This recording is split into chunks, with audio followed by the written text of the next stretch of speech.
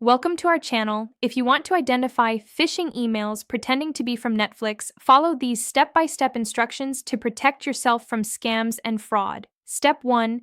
Check the sender's email address carefully by clicking on or hovering over the From field to see the complete email address, not just the display name. Step 2. Verify that the email comes from an official Netflix domain such as at netflix.com, at mailer.netflix.com, or at info.netflix.com, not similar looking fake domains. Step 3. Look for poor grammar, spelling mistakes, or awkward phrasing in the email content, which are common indicators of phishing attempts. Step 4. Be suspicious of urgent language claiming your account will be suspended, payment failed, or immediate action required, as Netflix rarely uses such tactics. Step 5.